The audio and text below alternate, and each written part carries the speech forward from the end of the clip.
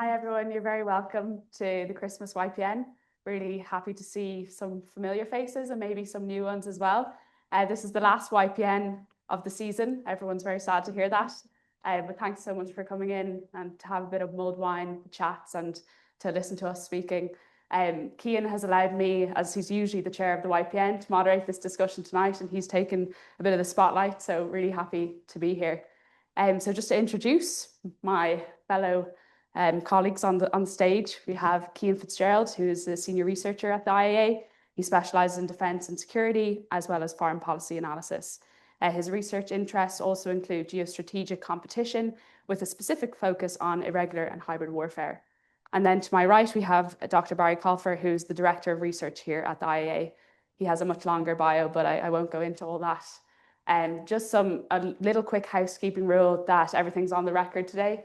So what we're going to do is we'll have a little bit of a conversation to start, and then we'll get to come to you guys in the audience. So have your questions ready when we do come to that. So, are we recording this? It is being recorded. Yeah, is that okay? It's just we should do this more often. Yeah. So this is kind of a look to 2026, but we're also going to get to look backwards, which is always a key part of our work here at the Institute. So I'm going to just pose a general question to you both, and I might start with Cian if that's okay. To look back on 2025, if you had to pick out a couple of the biggest geopolitical developments, what would they be? Yeah, so primarily I'm a little bit biased that most of these big geopolitical developments are in the security and defense space. And that's what I mainly focus on. And unfortunately for the world, these have also been some of the primary concerns. And the bit that I'll start on is still the ongoing challenge of Russia's invasion of Ukraine. I think what we've been continued to see has been that Ukraine, though it is not losing the war, it is also not winning. That is a product of a combination of hesitancy from states providing military support. Generally, when they do provide support, such as when they do provide support, it often comes too late to provide the effect that the Ukrainians will need. There are ongoing questions around continued support for Ukraine. We see disagreement in Europe over the use of Russian frozen assets to fund Ukraine and to back loans to fund Ukraine's government into the next couple of years. Additionally, one piece that I think is actually a pretty major piece is we still see the ongoing negotiations, ongoing peace negotiations, and we had a major development over the weekend that Ukraine has expressed a potential willingness to drop its aspiration to join NATO in exchange for peace. I think this for 2026 is going to be important to keep an eye on because this raises big questions around Ukraine's EU accession. And for those of you who maybe don't spend as much time thinking about the treaty of the EU as I do, that the EU does have a mutual assistance clause called Article 42.7, which does provide mutual assistance. And so this raises really interesting questions for the future of the Treaty of the European Union and this process of Ukraine's accession over the next number of years as to what the EU will be as a security actor. I think especially then, it's hard to not mention the role of the US. The change in administration has definitely changed. The change in administration has changed Europe and how Europe approaches security. We all saw the release of the US National Security Strategy. I'm somewhat maybe less pessimistic about it. I think one of the clear pieces that I see in the security space, and I'm only speaking about the security space, has been that there's this expectation for Europe to do more. There's expectation for Europe to do more for its defense. This should not come as a shock. We've known this since the first Trump administration. This has become much more acute even since the Munich Security Conference back in March of this year. So this should not be a shock. The only thing that I think this really does raise, I think, quite important questions for the transatlantic, for both sides of the Atlantic, would be the role of the US's defense industrial base. And so I'm thinking about things like US produced weaponry. What role will that play in future European defense planning while Europe thinks about its own rearmament and developing its own defense capabilities? Because currently a lot of the advanced capabilities, thinking of the F-35 fighter jet system, we purchase from the US, but Europe has its own ambitions to develop its own projects. That may be a source of tension between Europe and the United States, and that may also put increased pressure on NATO as being seen as maybe Europeans being selfish or maybe duplicating capabilities. So this is something that I would potentially keep an eye on over the next number of years, just that tension, especially in US, European defense industrial bases is what we sometimes call them. And I think the final piece, which I've already maybe touched on already, but it's the strategic paradigm that Europe is now deciding that it's going to become a defense actor. And we saw the EU announce a nearly €1 trillion investment, plan to invest €1 trillion in defense, well, €800 billion into defense in the next, before 2030. I mean, this is an astronomical sum of money. And I think this is going to fundamentally change. This is going to have huge implications for Ireland, but it's going to fundamentally change, I think, the role of the European Union in the next number of years. So I think that's where I'm going to stop, and we can talk about things like hybrid warfare, drone incursions. I'm sure there's lots of questions about that because of the recent news. Definitely. I think you also look to the future then, which will be coming up in my next question. So, sorry about that. So I'll go over to Barry just to have a look back at 2025. Yeah. Thanks very much, Emma, and lovely to be on this panel. I'm going to mention a handful of things, and I'm not going to repeat too much of what you said. Obviously, the war in Ukraine, as Cian has set out, is one of the kind of major geopolitical shifts of our time. And Cian spoke a little bit about the implications for Ukraine at the start of his remarks, and I'll just add a little bit about the implications for Europe because they're so profound. When I started out, I came here from life in academia, and I would teach about European politics. And one of the things he always said was the EU does everything, but it doesn't do education, health, social protection, or defense, or pretty much none of those things to any great extent. But that's obviously over the past year or so, that's just so radically changed. And all EU policy now is seen through kind of a security paradigm. And that for us as a small EU country and an enthusiastic member, I think that's really significant. The second point I'd mention is about the reset with the US and the very clear kind of new adversarial relationship that certainly Europe and other democracies have now with the US. I wouldn't be as optimistic as Cian about the national security strategy. I think it's fairly hair-raising stuff. And I think what it signals for the US commitment or lack thereof to climate change mitigation, for example, I think is really serious. And I'll mention that in a moment as well about climate change in general, but just that second point for me, just about this kind of new reset with the US, is absolutely important. And a related point, kind of a derived point, I think is there's evidence of the EU really kind of struggling to reposition itself in the world as kind of a global partner, as kind of a reliable kind of entity that kind of sticks to the rules, says what it will do, you know, in the context of the ongoing Mercosur kind of, I was about to call it a debacle. It's not the Mercosur process. I think the EU is clearly trying to signal to other democracies in other parts of the world that the EU is a good kind of stable partner. It's not very sexy actually, but I think it's really, really important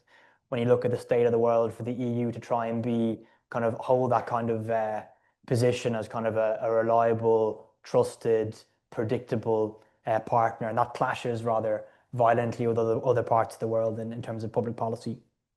I mentioned briefly about climate and energy policy and the clear relegation of climate policy, certainly within the EU, the kind of withdrawal of certainly the US, but others from the COP process as well. I think that's obviously very serious, and it's kind of obscured by the seriousness of the other natures, the other issues we've spoken about around security and around democracy and other things. But that's just something to note, is the kind of constant obscuring of climate policy in global affairs.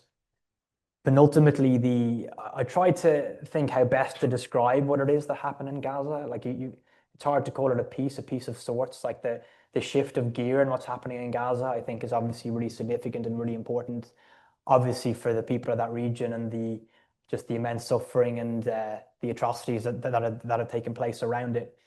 But just to be kind of parochial about it, I think it's shown us something really interesting about Irish foreign policy as well. Ireland has always had foreign policy of a sort, but it's never really been as advanced or developed as some other small nations. And I think the kind of very vociferous and consistent approach that the Irish government has taken to calling for an end to that conflict has shown a kind of a new stage of Irish foreign policy.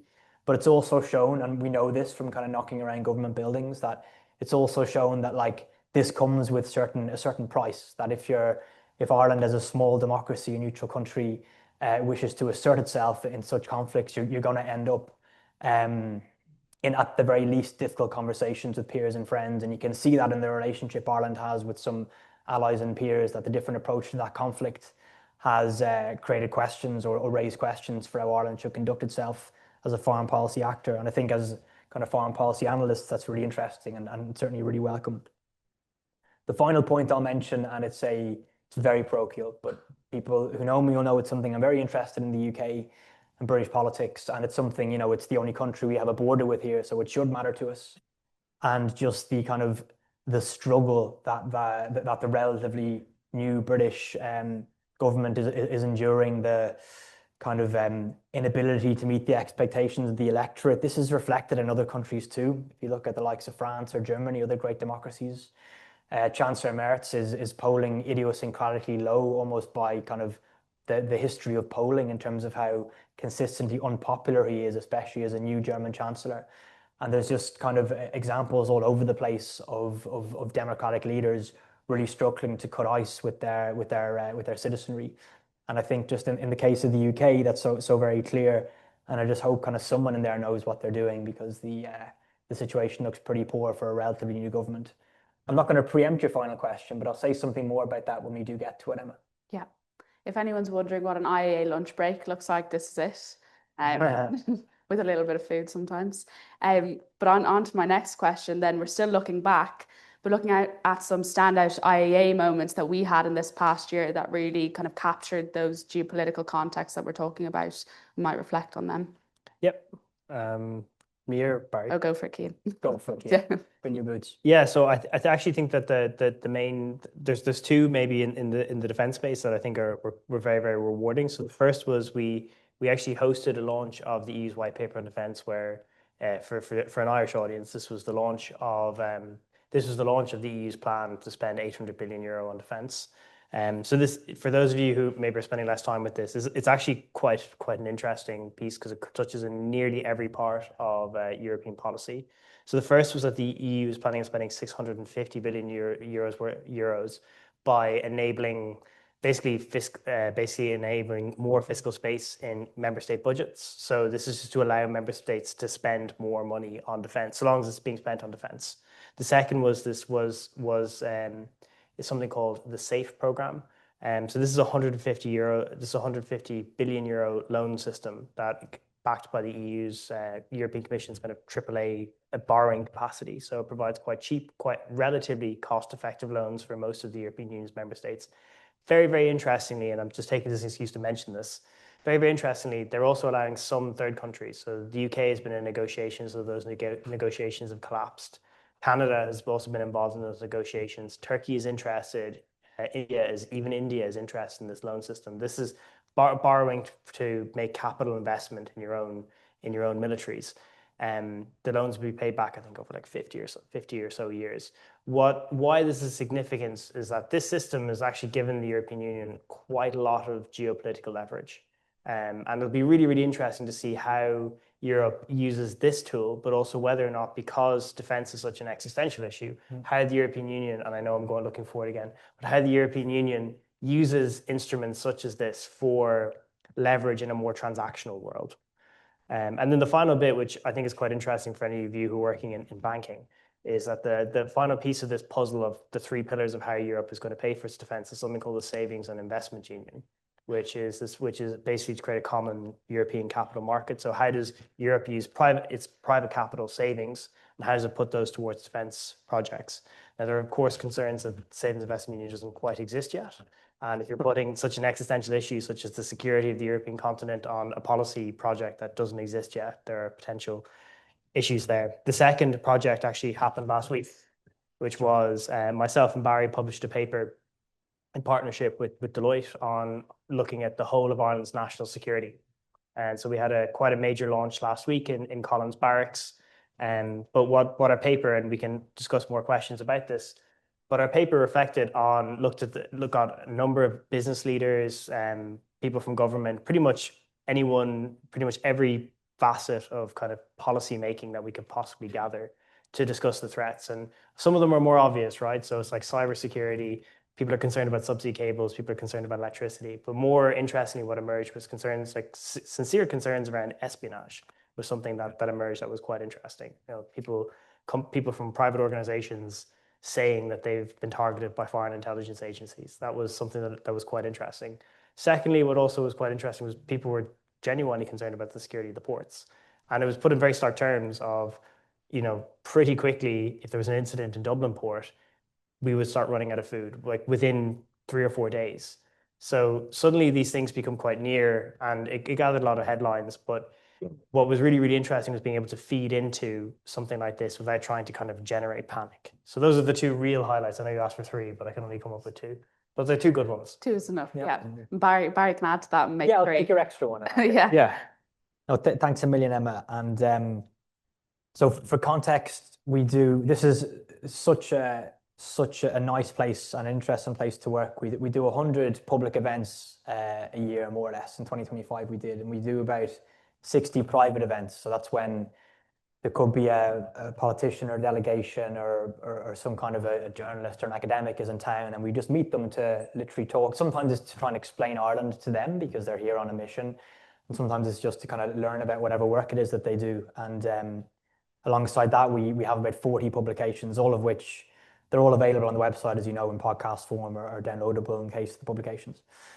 And I found it very difficult going back just quickly over the catalogue to try and pick, because I didn't want any of you guys to be offended if I didn't pick the events you're over, for example. But also it's just really hard to pick. But I think I came up with 4, and I just realised now as I go over them that there is kind of a thread that connects them all, which I'll share at the end. That in February we hosted Andy Burnham and Steve Rotherham. That'll come as no surprise. They're the mayor of Greater Manchester and the mayor of the Liverpool city area. And it was just really interesting. And like I mentioned it earlier about how kind of the struggle of national politics in Britain, but these are 2 really kind of charismatic, interesting public representatives who are doing great things. What are you doing with your phone? Is it all good? Yeah. Great. Hi, Kira. Is Karen okay? Good. No, I was afraid there was some kind of problem. Sorry. We had this kind of private session with the 2 mayors, and Andy was over to watch to see the Pogues the night before, I think. So he was a little bit worse for wear, but it's just really interesting to speak with kind of public representatives who are really kind of who are enjoying what they're doing, and it's kind of showing how devolution can work. Do you guys remember in April we had Gloria de la Fuente? Was that you who organised that? Yeah, with the Chileans, yeah? Yeah, me. So she was the Undersecretary for Foreign Affairs of Chile. And it's a place, I mean, I know little enough about, but to hear kind of, she spoke about democracy, political parties, political leadership in a South American context. And I thought that was really interesting. She also spoke about like the struggle against organized crime and other things, which were kind of unfamiliar to me and interesting. In October, Kieran was over the big DG trade conference. So we had a Taoiseach with Taoiseach Mara Šefčovič talking about the future of EU trade, and it was months in the making, but it was only during it I realized we were kind of part of this like effort of the EU to try and assert itself in this kind of like post-US world. And it was so funny because you had EU officials talking about global trade, but like it was like a parlor game trying to not say the US, like they were almost mentioning and then backing away, you know. So kind of it felt like we were part of this kind of this shift in EU thinking, at least. And this is where I kind of shared the idea of like the EU as a global partner, as kind of a rule keeper, as a trusted player. That's really where it kind of struck home. And the last one I'll mention, I think it was Heather that did it actually. Do you know which one I'm thinking about? Who? Karatuto. She was really cool. So like she's the Hungarian deputy mayor, I think, or mayor of Hungary, but she's the president of the Committee of Regions in the EU. So the kind of the association of all the different regional representatives in the European Union. And I wasn't expecting much, to be honest. Like I'm very interested in politics and I was always going to attend, but she was this just absolutely brilliant, like formidable, charismatic Hungarian opposition politician. And not only was she like really given it an absolute belter of like defending the importance of local government in the EU and the extent to which that like connects, you know, local, regional, national, European, just like the importance of democracy in all of its forms. But she was also kind of clearly speaking in opposition both to elements of the EU project, which she opposed, which kind of indicated the health of the kind of European political milieu, but also in her own country as well. She's kind of very vocal about the kind of loss of democratic, some of the loss of some of the democratic features of Hungary. But there are four things I really thought were excellent. And if you give me one more minute, Emma, because I mentioned we do publications as well, that I was thinking back of three publications that I thought were really good. You've already covered one. I think the paper that was launched last week that Cian was really the driver behind, that I co-authored with Cian, but he was the lead author. I think it was really good and very accessible. So it's an example, I think, of a good bit of public policy writing, actually, because it's very clear and it kind of sets out the diagnosis and some recommendations, but it's also, I think, very, very cutting edge and very worth reading. The second thing of three I'll mention is that it was you actually, Ciara, on the Trump trade and tariffs paper, do you remember? Yeah. So it was by Sylvie Demars and Colin Murray, two academics in the North, talking about the implications of Trump's tariffs for Northern Ireland and whether Northern Ireland really was the most exciting economic region in the world. But it's a really well written, well paced, well put together paper. And the third one, actually, Emma, is over to you, because it's one we published today, and it's the one on homelessness, which also kind of crept up on me. Like, I knew it was coming, but until I read it, I forgot, it's homelessness being like a wicked problem in Europe. It connects to so many things, not just kind of societal well-being, but also politics and kind of resentment. And can you give us, I was talking about how the paper makes me feel before talking about what the paper is about. Can you remind me? It's about how to tackle homelessness at EU level, which is obviously quite difficult because of housing policy isn't an EU competency. And especially the affordable housing plan is coming out tomorrow. So it's just published before that. That's a good plug to the paper. Thanks, and it's by McGillicuddy and Owen, right? Yeah. So the thing that I think connects all those is actually the sense of democracy. It's a word I've used a number of times. With certainly the events between De La Fuente and Calatuzzo, and even like the trade conference, it's a sense of like the European way of life, and those fundamental bits of Articles 2 and 3 of the treaty I always mention, the kind of values that hold the EU together. They are in peril. They're under pressure, and I think all these events and papers I spoke about are people talking about how to assert and protect and defend those values. I think is why they occur to me. I think now probably to look to the future. I think we always say in our work that we have to look back to look forward. And I might go back to Barry again briefly with a little bit more of a pointed question, but maybe for the future, one of the biggest things coming up is Ireland's presidency next year. Maybe just not everyone will know about that in the room, probably most people will, but maybe look at Ireland's presidency priorities, maybe just say a few things on that. Thanks, Emma. So just to say what the presidency is, first of all, of course, the European project since 1957, the EEC, the economic community as it was, there was the establishment of this rotating presidency where each member state would take responsibility for managing an important part of the EU's work, specifically the meetings of the council, so basically the ministers, including the prime ministers. So you'd literally take responsibility for hosting and coordinating those meetings. And anyone who reads enough social science, you'll know about the power. Stephen Lukes writes about the power of agenda setting and how important it is to be the person in the chair. Emma obviously has the ability to stop me talking at any stage, for example. So like being the president is really important. The nature of the presidency changed after the Lisbon Treaty in 2008, as many of you will know, whereby there's a permanent president now of the European Council, António Costa, the former Prime Minister of Portugal. But for all the 10 other configurations that ministers meet in around agriculture, around environment, around finance, it's whatever country is holding the presidency will chair those meetings. And a lot of meetings and activities would take place in that country. So currently it's Denmark, moving to Cyprus, and then us next year. So I'm sure nearly everybody in the room already knew that, but just to give a bit of a backdrop, Ireland has taken over for our 8th time. So Ireland came in the first round of enlargement in 1973. So we've been around the block a couple of times. And for us, it's very important. I always say the EU is an association of loads of small countries and a couple of big ones. Some of the bigger countries tend to say the presidency, it's a typically French thing to say the presidency, sure, it's fine, but really it's not all that important. It's a distraction. It's an interruption to the process sometimes in small countries like Ireland, Cyprus, or indeed in our trio of countries, Greece and Lithuania and Greece who come after us. It's a really important opportunity to kind of assert yourself, assert your authority, and also just to remind us the motto of the EU is united in diversity. So it's a chance to kind of get a flavour for what the EU is all about. Now, really briefly on the priorities, these are the worst kept secret in Dublin, because Ireland is doing it properly, whereby Denmark have to finish up their work and then Cyprus go in for 6 months. It would be imprudent, it would be improper to be talking about your priorities while someone else is in the chair. So it's very respectful and to kind of not flaunt what you hope to do in your 6 months. But the presidency priorities for Ireland will include a focus on competitiveness. It will include a focus on the security context, which Cian has spoken about. I've spoken about it a little bit. Ireland is in a peculiar situation as one of the only neutral countries in the EU. That will be obviously taking physical responsibility for the security of the presidency as well. You might want to speak about that in a bit, Cian, because it's very interesting about drones at airports and whatnot. And thirdly, Ireland will be asserting its values, the values of democracy, the values of rule of law, and matters relating to that.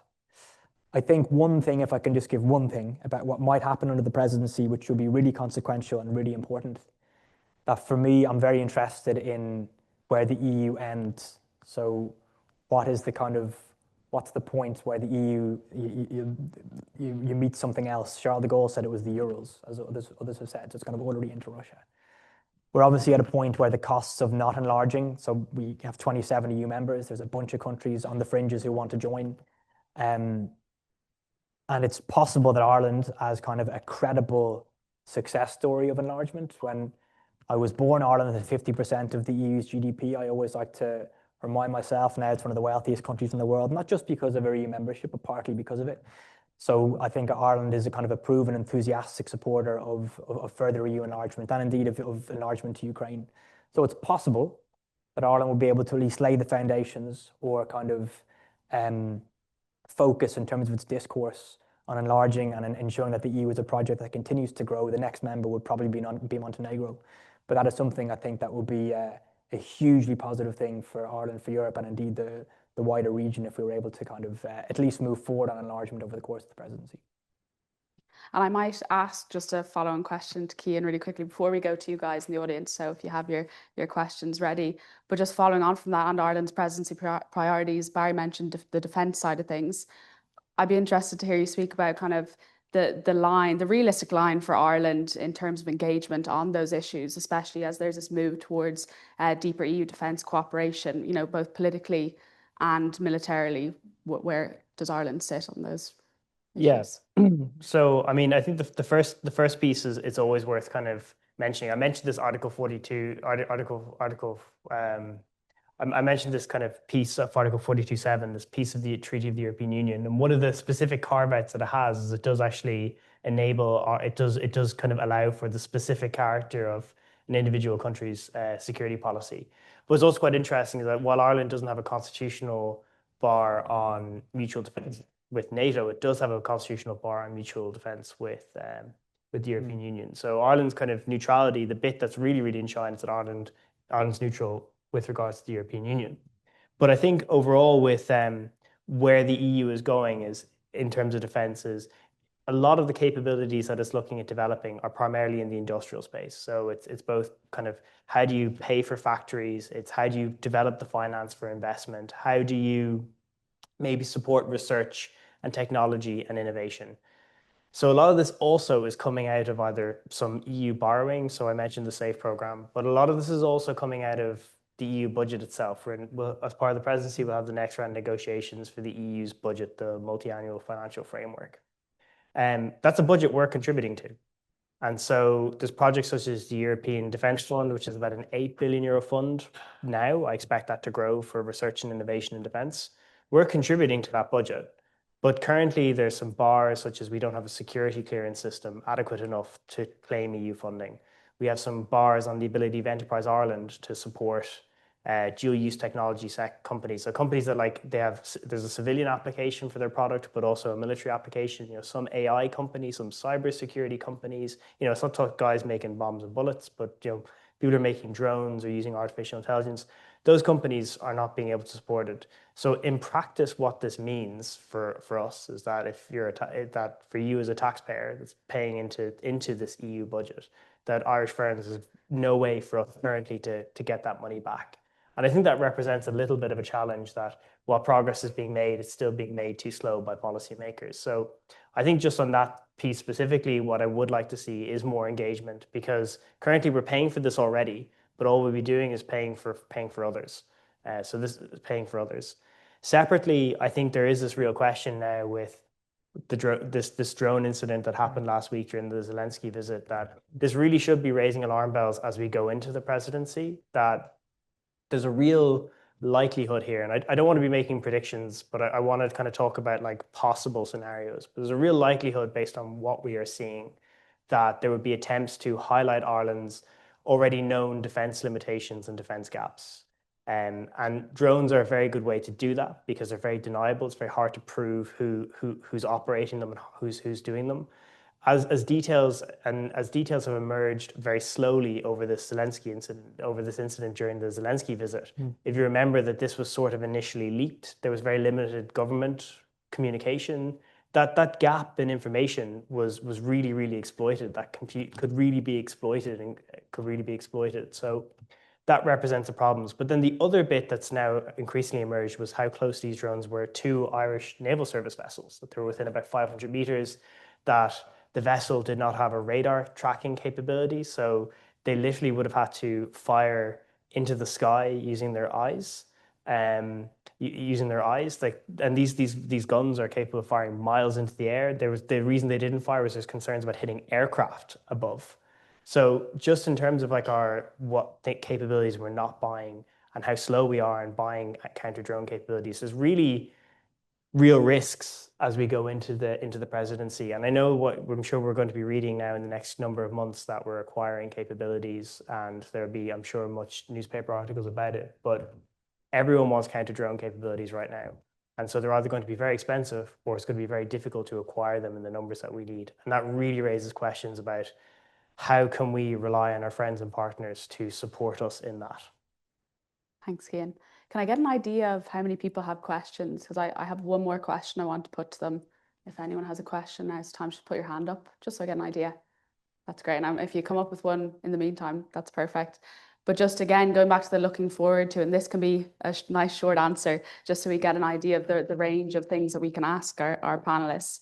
But just to look at the geopolitical developments going forward into 2026, what ones are you both looking at more closely? And Barry, I'll come to you first. Yeah, thanks, Emma. I'm not going to repeat too much of what's been said, because obviously like security and anything that hasn't been mentioned. So there's obviously always the possibility of conflict, the likes of Taiwan, the likes of Sudan, the likes of Venezuela. Conflicts there could easily become regional. There was something on the tip of my brain there. I want to talk briefly about the local elections in the UK, because it is significant, but there was something else, and I'll come back in a moment. Just on what's happening in the UK, there's a sense that does everyone follow the regional elections in Wales? Yeah. Okay. Trust me, if you're interested in politics, Wales it's a very interesting place, and there's a brand new kind of electoral system in that country, and it's highly possible that Wales next May will give us the breakthrough. I remember what I was going to say. It's about France. That there's a breakthrough for reform in the UK. So the Reform Party, which is kind of the challenger party, the right-wing populist party that has been around in various forms since the referendum party in 1993, and it evolved through UKIP, through Brexit to reform. And because of the peculiarities of the majoritarian first past the post system in the UK, the percentage you achieve in the elections doesn't translate even nearly into how well you do in the elections. So at points in history, they've touched 14, 15% in the polls, but I think they came in with 5 MPs in the last election. It's possible that they could win the plurality in Wales. So the current polling would indicate that they're going to be either close to or the biggest party in that region.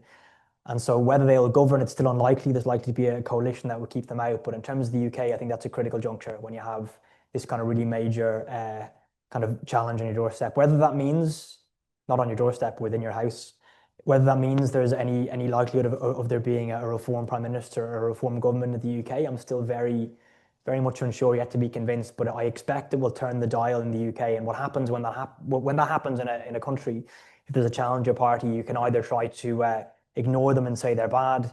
You can either steal their identity, which is what the Tories did basically vis-a-vis Brexit, vis-a-vis migration, or you can try and snuggle up with them and form a coalition. That's what happens in countries like Austria and other places. So I think for the domestic politics of the UK, that's really significant.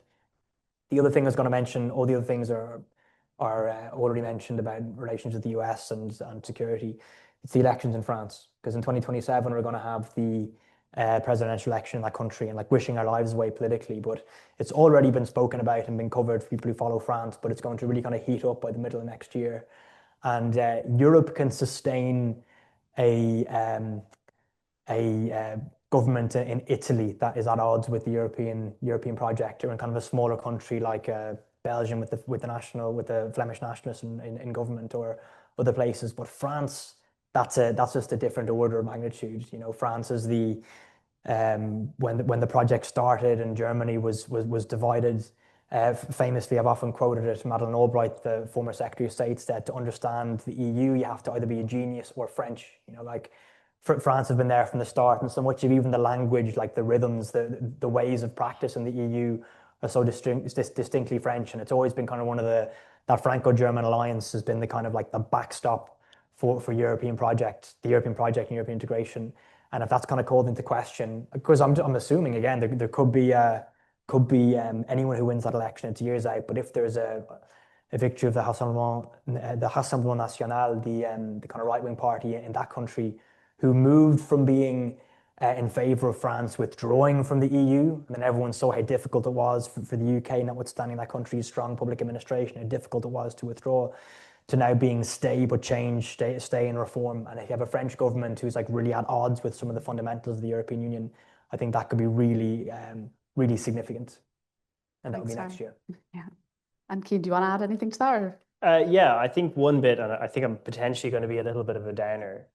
And this isn't just about conflict, and this isn't going to be about like any specific conflict, but this is going to be about conflict in general.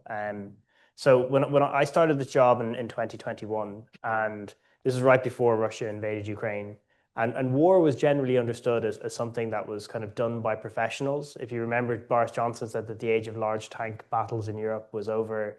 You know, armies were relatively separate from their societies. And I think maybe we saw since Ukraine, and we saw Ukraine's mobilization of its people, and the fact that, you know, local civil servants and, you know, factory workers were the ones on the front line, and the rates of casualties have just been so immense that Europe is now having to prepare for a more total conceptualization of war. And I think 2026 may reach that inflection point. So we've already seen Germany announcing changes to its conscription. It's very possible that we may see that change happen elsewhere in Europe. But just in general, the nature of conflict is becoming more total. So if you look at what's happened maybe in Gaza, you know, previous responses by the Israeli government in Gaza and the West Bank have generally been more limited and relied less on calling up reservists. This was much more aggressive and relied on calling on much more reservists. This isn't necessarily just a European thing. This is a global thing. But that's possibly what I'm thinking is going to be the thing to watch out for over the next year, is that I think war and conflict and the role of the military is becoming more total, involving society. But that also has implications with societies now being the target by hostile states through disinformation to try and create disaffection. And I think these conscription initiatives may be something that might be targeted in places like Germany, if that's the direction they continue to go, or in any other state that pursues that policy. Can I ask Cian something small? Sorry, Cian. Yeah. It's really interesting, and I've learned loads from your research on like the changing character of warfare, disinformation, hybrid attacks, the rest of it. When you're talking about you said total warfare. Yeah. Or something. Is that a departure from that, like back to something that more familiar with like kind of combat forces and kind of more traditional war, or is it just another feature of the changing character of warfare? I don't know. I mean, I'd like to think that potentially, if you look at the history of armed conflicts, you know, there are obviously the example of total warfare that we all go to is the Second World War and maybe the First World War. But I think, if you think even over the last century of conflict, these are maybe more aberrations, and that all of a society's resources are being, you know, if you look at the mobilization of US industry to support the US war effort, you know, the British Army has been basically allergic to having large standing forces unless it's absolutely forced to. And you're seeing that now. I think the army is about 70,000. That's still far too low for their ambitions that they claim to have. And they're even talking about the possibility of having to reintroduce some sort of national service. And that's being pushed back, but this is something that they're mooting. But I think that that's potentially I think this is maybe a sign of the anxiety that policymakers in the intelligence community has about the escalation possibilities with Russia. And that's going to feed into policy now more generally. And so I think it's going to become more consuming of our societies, our resources, our attention. And it's just something to think about. I think Ireland may be spared a lot of this, but I think on the continent it's going to be very, very real and very, very in people's lives now. It's pretty sobering. Yeah, and it already is going that way, I would say. But anyway, we've already had our time to chat. So I'd like to go to the audience. There was a question over here somewhere. Kieran's going to bring a microphone. Okay, there's a good few more questions. Can you just say your name? And if you want to say your affiliation or what you do, that would be great too. Sure. I'm Rory Mulcahy. I'm interning with the Centre za Europejska Polityka in Belgrade. So two questions, if I may, just very quickly. Both, Barry, you brought up the kind of size of the EU. So my first one was, you were talking as well about the UK government failing to deliver and on like the wants of the electorate. I saw Emily Maitlis and John Sopel pushing David Lammy on the idea that Labour might kind of shift towards the EU to try to prevent losing kind of the young left-wing vote to Polanski. Do you think that's a reasonable possibility, that there would be a kind of a shift towards more EU alignment?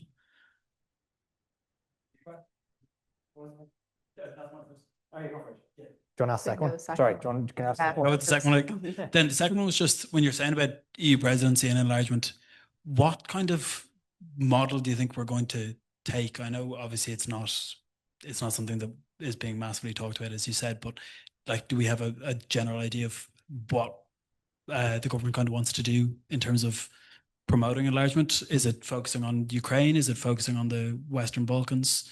Do we have any kind of idea there? Thanks. Thanks, Mil. How do you want to do that? Do you want to take a couple together, or will I? Go answer that one, and then we'll see how we're going. Great.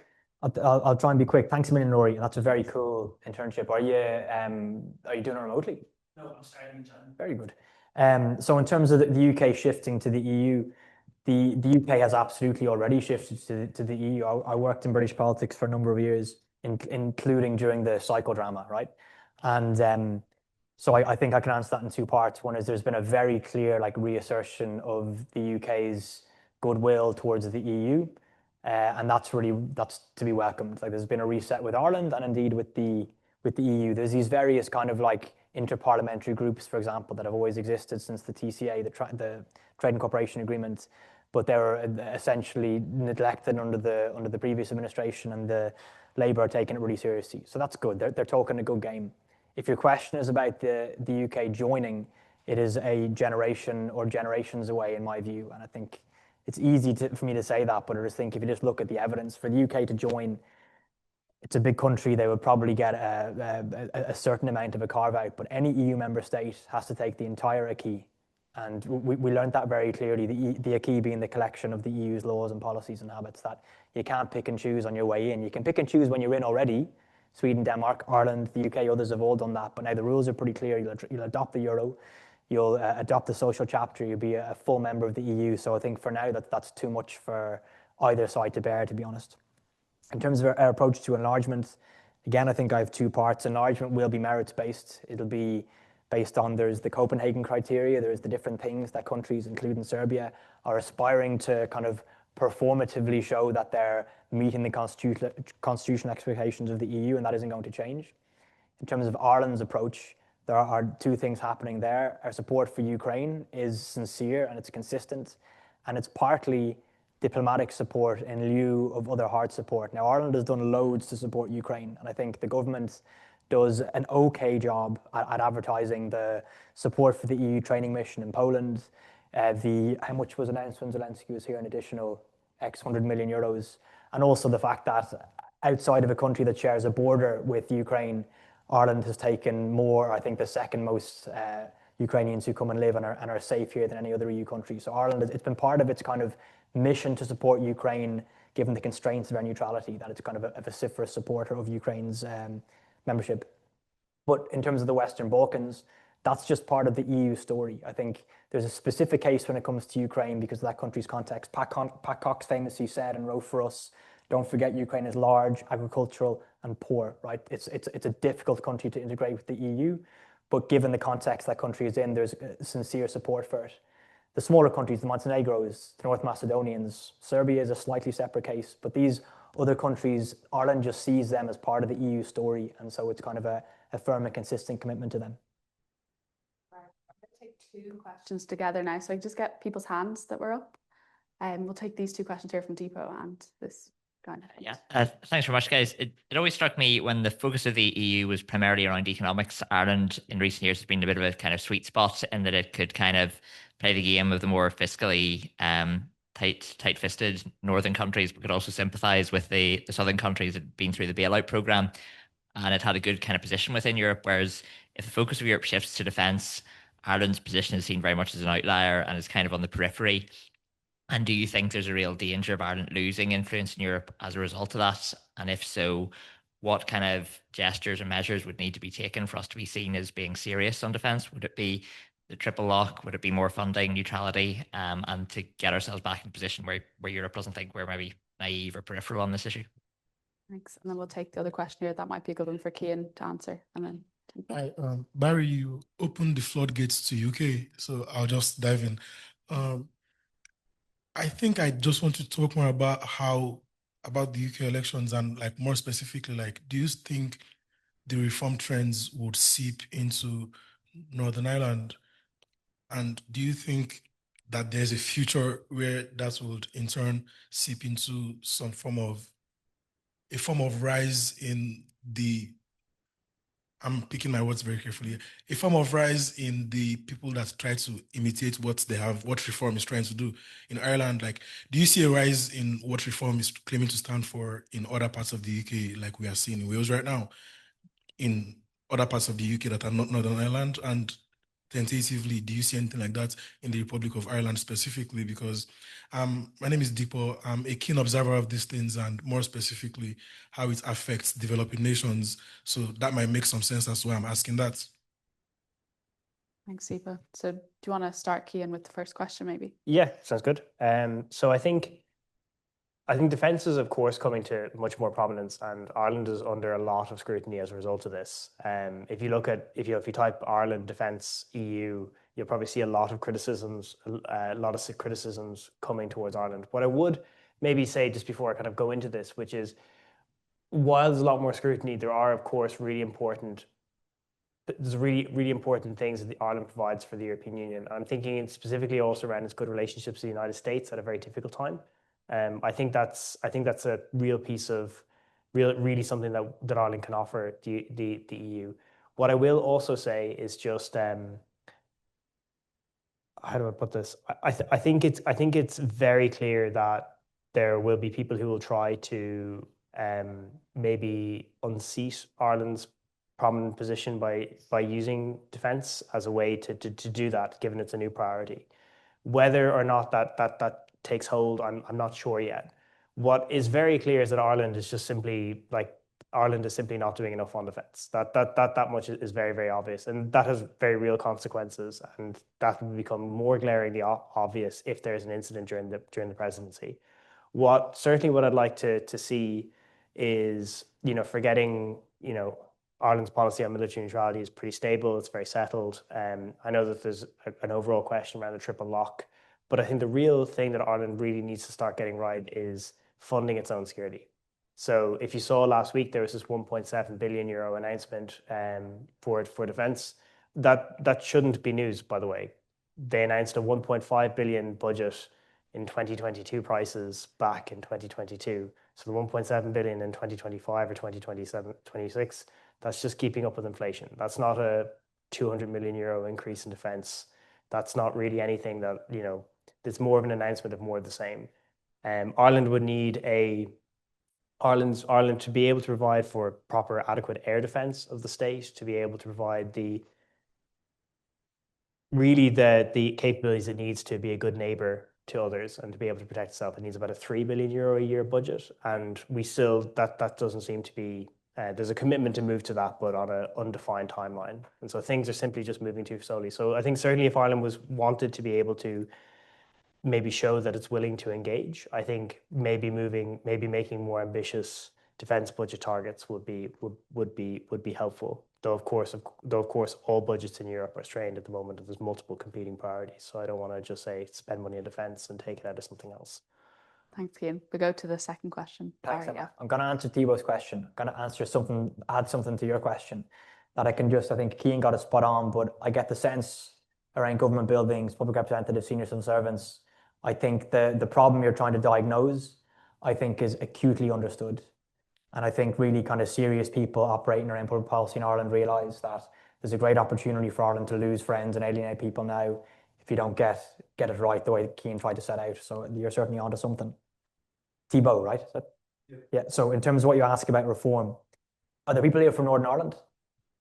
Inevitably, yeah. So like I really like Northern Ireland and I visit there frequently enough, but I'm not an expert in Northern Ireland, right? So I'm going to give it a go, but the lads will correct me when I get it wrong. That politically speaking, it's such an unusual place. I've worked in politics in Britain, in Ireland, and in Brussels. And Northern Ireland plays by its own rules in so many ways, not least there are different parties there. Reform have said that they will stand candidates in every constituency, 650 people across the United Kingdom. Good luck to them. It's a big ask, but I mean, they may feature. But I'm thinking of Mike Nesbitt, the Minister for Health in the North, right? He addressed us a couple of months ago about kind of health expectations in the North, but he at his party's conference said that the greatest risk to Northern Ireland's place within the Union isn't Irish nationalism, it's the Reform Party. Because the Reform Party, which I'd be a little bit familiar with just from knocking around politics in England, it's an English party and a Welsh party. The kind of level of like ignorance is too strong a word, like the lack of awareness you find in the UK vis-a-vis the political rhythm, the political milieu, the political rules in Ireland is sometimes staggering. I don't mind that for general people. I think I've told you guys a story. I remember I was going out with a girl in England years ago, and I remember having to actually physically show her my passport to explain that we didn't have the same passport in the Republic, right? But she was just an English woman. Whereas if you like work in politics or public policy, as I have done, it's sometimes like it does border on the offensive sometimes how little there is known about the North and about the Republic. And I think just the kind of barrier to entry to try and break into Northern Ireland as a new party based out of England, and also just the sheer like the lack of interest in the politics of this island would for me suggest that reform are unlikely going to break through. But I think what's going to happen, let's not even open up too much about Scotland, but there's a reassertion of Scottish independence in that country. And you could see like very often by seeing who you don't like, you kind of sharpen up your own sense of yourself. So you can see there's a gradual kind of consistent rise in support for independence in that country, in that region, in Scotland. So I could see that the ultimate impact of the rise of reform, I think, is kind of a complication in British politics and a clear fragmentation in British politics, especially in England, especially in the north of England. In terms of what you asked about breaking through in Ireland, and I'll finish after this, Emma, like it's a very kind of normal thing to wonder, these two countries, these kind of four nations, whatever you're counting, that are so close culturally in terms of kinship, in terms of economy, in terms of society, you'd think that their politics kind of would contaminate each other more than they actually do, right? That I think the idea of reform having any impact in the Republic is just not even at the races as far as I'm concerned, outside of a minority pursuit, someone who might be particularly interested in their programme. But what you see in Ireland is now one of only 2 EU countries, alongside, if anyone knows, Malta, that doesn't have kind of a right-wing reactionary anti-system, anti-migrant, anti-EU, anti-whatever having yourself party in its politics, in its parliament rather. We obviously have those characters in Ireland, but they've been allowed to take the test a couple of times, regional elections, European elections, national elections. There hasn't been a breakthrough yet. So never being complacent about anything. There's a certain thing within Irish politics which our peers and other think tanks in Europe are kind of paying attention to. Kind of why is that? Why is Ireland interested in Palestine? Why does Ireland not have a left-right divide? Why did the incumbents win last year? But the one that people ask is, why is there no Rassemblement National? Why is there no Alternative for Deutschland? Why is there no Finn Party? Whatever it is. And there's a couple of things that feed into that. There is arguably a responsible media. Arguably, it's our electoral system, right, which makes, there's a bunch of heads here I know who are very involved in politics, and you know it, like the kind of intimate nature of politics in Ireland, like knocking on a door, talking to people outside the school or the church, having to, like, politicians have to kind of relinquish themselves, make themselves available to public consumption every day. And I think these sorts of things make the rules of politics in Ireland a little bit different. And it's things like that that I think heretofore have kept the likes of Reform or an Irish form, Reform the Heron or whatever it might be called out. That's all I have to say about that. New party name there. Yeah. There was a couple more questions in the audience, I think. Can I just see people's hands just so we get an idea? We'll try get to all of them. We'll take two together. So one here to start, and then we'll go over here to the corner as well. How you doing, guys? It's for the panel in general. Killeen is my name. Our EU presidency coincides with the eventual withdrawal and winding down of the UNIFIL mission. With regards to your discussion of our very targeted development of our operations and our foreign policy with regards to Palestine, how do you think that might widen when it comes to Lebanon? And probably a little bit more tangentially speaking, the role of the media, it has come up a couple of times in a number of your answers there.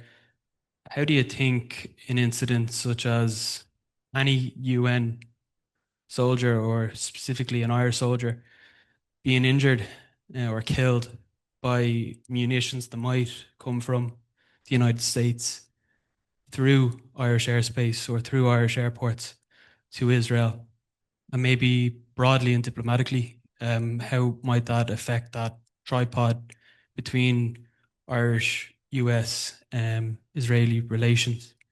There's probably 5 questions there. Yeah. Apologies. So no, we'll go on to the question over here as well. There's 2 more questions down the back that I do want to get to. So if we can keep your questions kind of short and your answers short enough. Just following on from Deepu's question a bit, you mentioned that 2026 is going to be perhaps a watershed moment for the Reform Party. And in 2025, Nigel Farage came out and said, or claimed, that if in charge, he would lead the UK out of the ECHR.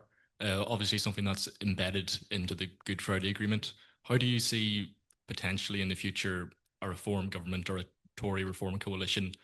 How would that strain the relationship of Ireland and the UK? And how do you sort of foresee that sort of playing out? Do you want to reply to any of them, Cian, or do you want to?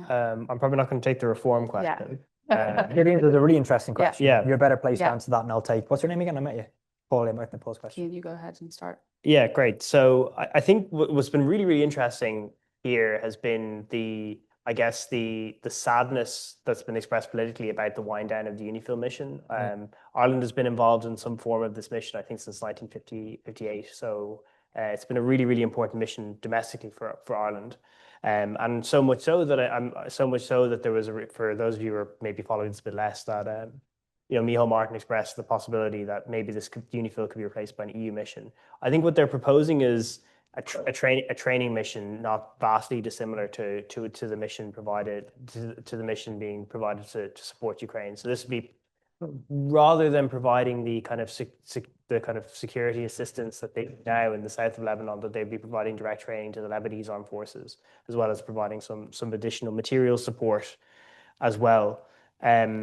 I think potentially there would probably maybe an ambition to see something more close to a EU version of UNIFIL, but currently the command structures in the European Union, though the EU would like to develop them, they don't exist. They don't exist yet. That could possibly change. I think you're very right in raising that question, which is what would the implications be if all of these things were tied together? That if particularly an Irish soldier was killed by a US manufactured weapon, albeit launched by Israeli forces. What I might say is that, I think where we've come to like quite tense moments. So if you remember the kind of the points in which Israeli tanks were quite close to Camp Shamrock, or that there was kind of maneuvers, that I would hope that it just kind of wouldn't come to that. I think that's possibly the only thing I could say. I would imagine the reaction would be very strong. But but there's always been a way to somewhat diffuse it, and I think there's somewhat been a way to diffuse it, though. Yeah, and I'm thinking out loud here, but as I'm saying this, like the situations can always unravel. I'm sorry I can't answer your question any better. I just know it would be very serious, but what would happen, it would be very tough to know exactly. It would be mostly circumstantial, I think. Mm-hmm. And we'll go to the other question then. On Paul's question, on the European Convention of Human Rights, like how did we get here? Like it's mad. Like whatever you think about the United Kingdom and its place in history, like it's good on the rules, human rights, the kind of common law system. They don't write down the Constitution, which is a bit of an aberration, but like the Magna Carta, whatever you have, like it's the very idea that like fundamental human rights are being contested in the public space is just so wild.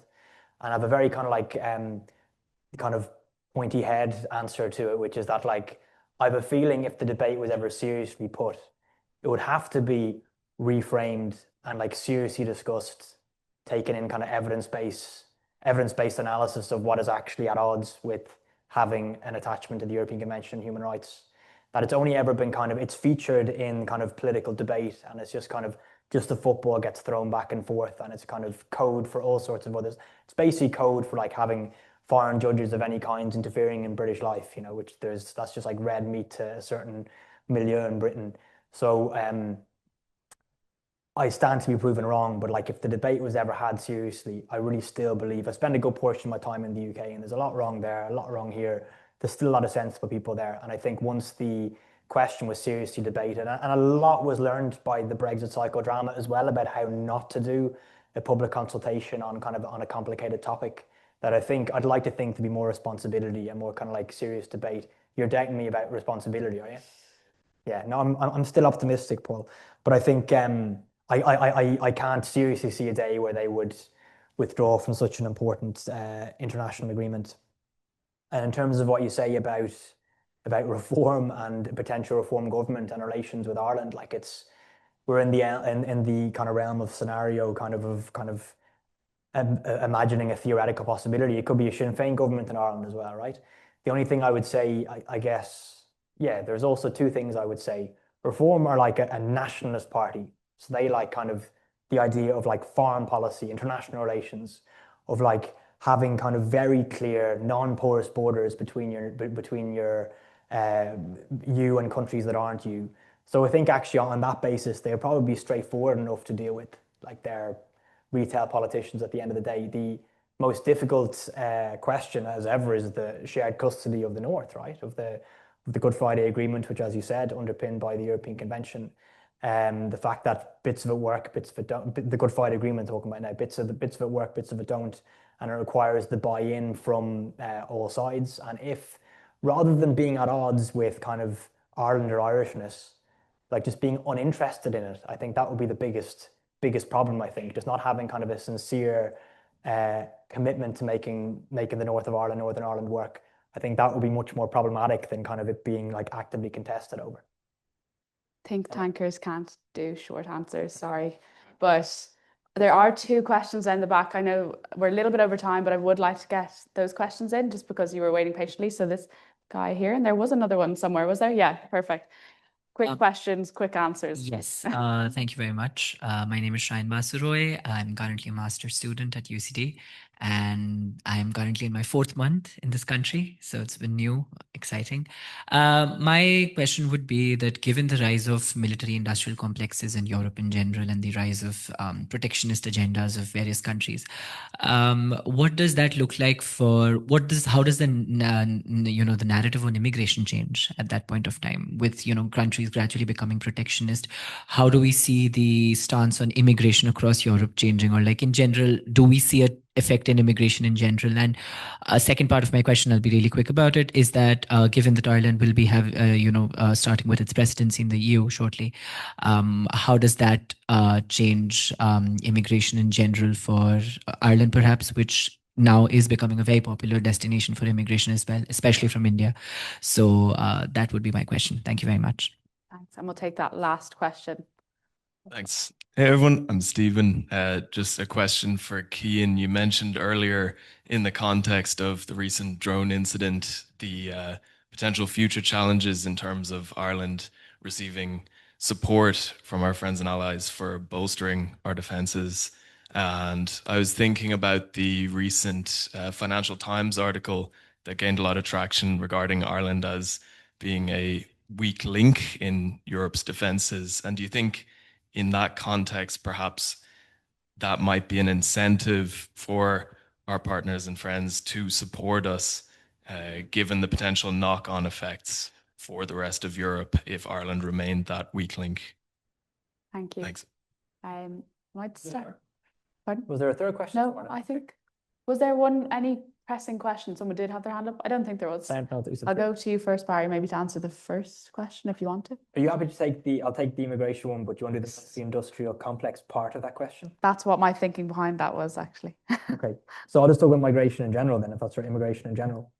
In general, if you'd like to, yeah. There has been some, appalling examples of opposition to migration, inward migration in Ireland, which are kind of rightly spoken about and rightly condemned. But overall, I realized just this month, half my life in Ireland, half my life not in Ireland, in different places, mainly in Europe, but other places too. And I think I'm proud of how Ireland, when I was in college 20 years ago, Ireland, this city was homogenous completely. Everybody was like I am. And around here, it's probably it's one of the most kind of diverse parts of the country. And I have a strong enough sense of Irishness that being Irish is great, and I don't feel in any way threatened. Irishness can't be threatened by other cultures coming and synthesizing with it. And I'm proud of the fact that I think that's the center of gravity in Ireland. And long may that continue. I can't explain why that is, because I've lived in other places where migration is much more contentious, much more like at its surface contentious, where there's kind of acceptable things that are acceptable to say and do that wouldn't be acceptable to say and do here in terms of your attitudes towards other people who come and live here. Now, whether that's going to change or not, I mean, there is no way of me being able to predict the future. But I think some of the features you see here, like the fact that there's been over such a short amount of time, such a huge amount of inward migration over the past 20 years, the fact that it's kind of, there's different sorts. There's people who come and work in the services industry. There's people like you who come and study. There's people working in really high-end jobs all around the city. I think Ireland, the Irish public kind of has a handle on that migration is different and it's generally helpful, and migrants tend to be young, educated, tax-paying, and healthy, I think your question was about the second part of your question was about how the migration narrative may evolve in Ireland. Is that ultimately what you're asking? Yeah, in general, with countries gradually becoming just to understand it from that sense. Yeah, I mean, my question. So I'll conclude on it.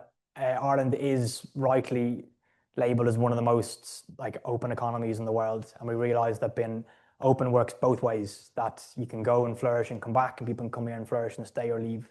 And for now, I think that is still kind of in the kind of political mainstream, and I hope that it stays there. And the only way you can help it stay there is by saying things like what I just said, I suppose. That's most people in Ireland, I think, would acknowledge that good managed migration has been good for here, and it's fun and it's interesting and it's helpful and it's contributed to Irish society enormously. Thanks, Barry. Okay, last question and last answer. Take Stephen's question? Yeah. But also, sorry, I didn't answer the first part of the question on migration in the military industrial complex. I actually wasn't fully clear on the connections between the two. So would it be okay? Could you just repeat maybe the specific bit you're asking about it? I mean, I think my entire question wasn't specifically to do with, military industrial complex. Yeah. Just trying to use that as an example. I think what Right. I was trying to get was at understanding how gradually we are seeing a conservative, sort of like a protectionist narrative in Right. a strong move across the world. How does migration sort of speak to that? Okay. That was what my question was. So I think you probably got it. Oh, As soon as anyone says military industrial complex, I stop listening to the rest of the sentence. So I assume that's you. My mistake. I caused confusion. Yeah. So we'll go to Stephen's question and then we'll wrap up. Yeah. So I think I think there's I'm going to be honest. I think there's been a lot of coverage about Ireland's weak link, Ireland being a weak link in European security. I think I've been, again, I mentioned I've been doing this job since 2021. I think I've heard this term being used or as a headline for at least about three or four other occasions. So this is not necessarily unusual criticism. I think that the limitations of Ireland's defence are very, very well acknowledged. I think still progress is being very slow. Part of that's either part A is political inertia, and part B is also just acquiring these systems is really, really hard. They're very, very complicated and they're very, very expensive. But actually just the procurement process is really, really lengthy really, really lengthy. What I might say is I might take a more positive spin on this, right? Which is it's a really good example of maybe where the European Union works, which is there's capacities that we don't have that we can look to partner with others. I mean, if you saw that there was, other European states providing some assistance, police assistance during Zelensky's visit for counter-drone capabilities, I think there is also discussions around maybe borrowing capabilities of France during the presidency. So I think like there's a piece of this which is like there's a piece of this which is Ireland does have huge defense limitations, and I would like to see those addressed faster. But then there's another piece which is, well, Ireland is a member of the European Union, and fortunately we can rely on other member states and friends who are able to, step up to provide capabilities while we are trying to acquire them ourselves. So that's maybe the optimistic side of that story. But certainly I would agree that Ireland does need to do a lot more and a lot quicker. I was going to wrap it up with asking them both to say one positive thing, because a lot of the time it can be very pessimistic. So Cian's gotten his in, and then maybe the final note, Barry, something positive or something that you're looking forward to working on in 2026. Yeah, just, I mean, Ireland is still one of the great democracies in Europe. And I think with the presidency, there's a great opportunity, I think, for Ireland to kind of project that outwards. Like, I'm not being naive about this, but the fact that we can kind of express the values of democracy on a greater scale in the second half of next year is something that excites me. Great. Thanks so much to all of you for coming. We have some cheese down the back and some wine, so please do stick around, have the chats and have some cheese. And all there is to say thank you to the panelists and to give the traditional wave.